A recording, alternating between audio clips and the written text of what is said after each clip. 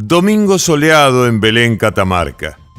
Luego del desayuno partimos hacia la pequeña localidad de Londres, ubicada a 15 kilómetros de Belén sobre la Ruta Nacional 40, y desde allí, 5 kilómetros hacia el oeste, se encuentra el sitio arqueológico más importante que conserva y protege la provincia de Catamarca, el Xincal de Quimivil.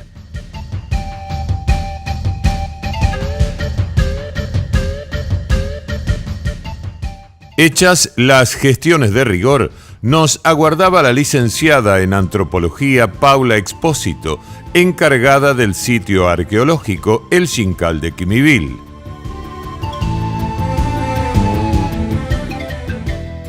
Acompañados por ella, iniciamos el recorrido que comenzó en la cima de una pequeña elevación, donde un grupo de arqueólogos y estudiantes de la especialidad trabajan con acentuada paciencia para descubrir los grandes interrogantes de la historia que guarda el Xincal.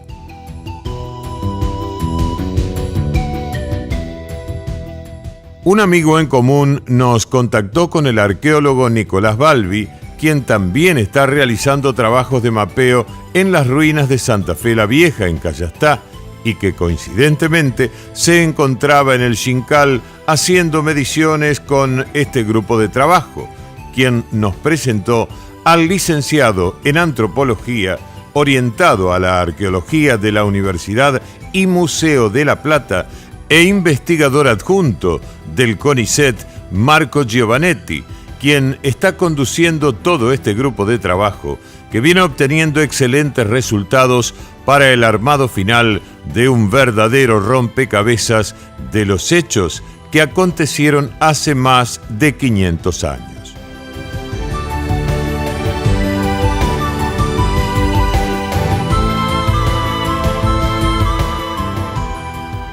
Gentilmente, Marco Giovanetti se prestó a responder algunas preguntas que nos permitieron enriquecer este material. Para ubicarnos en tiempo y espacio, la pregunta de rigor era ¿cuándo y quiénes decidieron asentarse en este sitio de la provincia de Catamarca?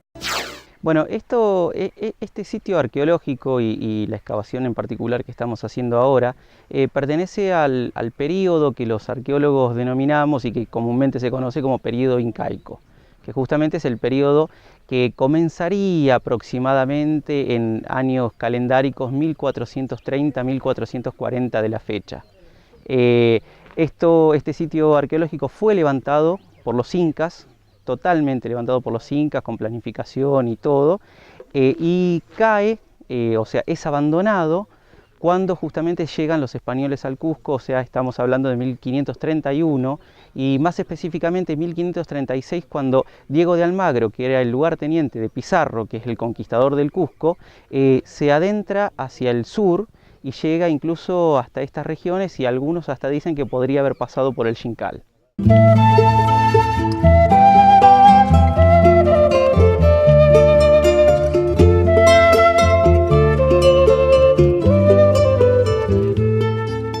Cuesta retrotraerse en el tiempo para poder entender cómo hicieron los incas y luego los conquistadores para trasladarse hasta estas latitudes por terrenos sumamente escarpados y con condiciones climáticas muchas veces rigurosas.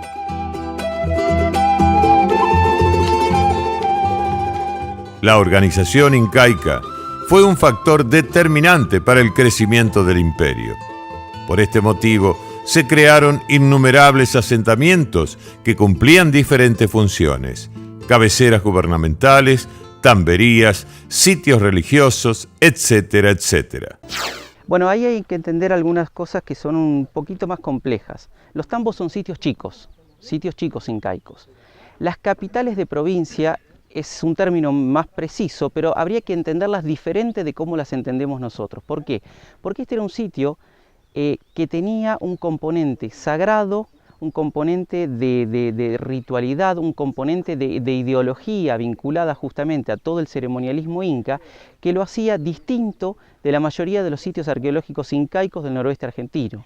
Acá tenemos estructuras que refieren a especies de templos, cerros que han sido modificados por completo y que han sido amurallados y que tienen escalinatas de acceso, lugares orientados hacia el sol, todo un complejo destinado justamente al culto estatal incaico, y que eso es lo que muestra esa diferencia particular con otros sitios más chicos, incaicos, que también tenemos en la región.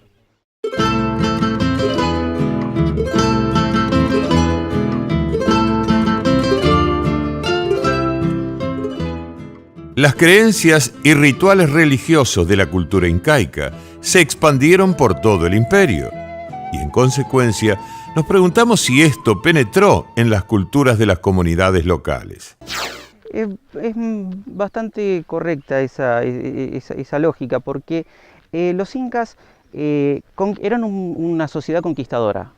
Crearon de hecho uno de los imperios más extensos de la América del Sur, y eso hay que entenderlo en varios planos. Hay un plano político, por supuesto, hay otro plano militar que es necesario para la conquista, pero además hay algo que es fundamental para mantener la ubicación, el asentamiento en regiones que no les eran propias. Y esto es construir una estructura ideológica, una estructura de símbolos vinculados a la religión, a la creencia, a la espiritualidad, que hace que justamente el aparato estatal, el aparato imperial que se ha gestado y que está en funcionamiento sea sólido.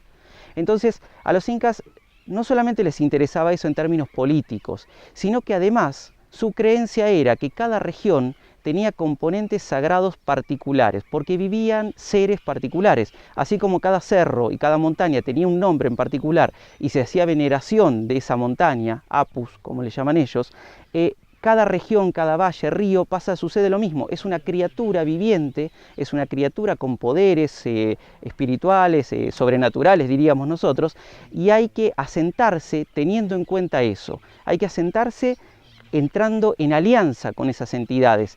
Eso se suponía en la creencia incaica que daba más poder a quien lograra esa comunicación, esa alianza. Por eso el éxito también de su despliegue.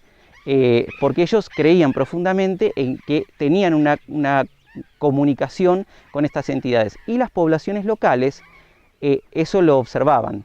Y las poblaciones locales en alguna forma también eran partícipes sin ser, digamos, quienes controlaban, sin ser quienes planificaban, quizás en un lugar un tanto secundario desde el punto de vista político, pero también eran partícipes de todo este proceso.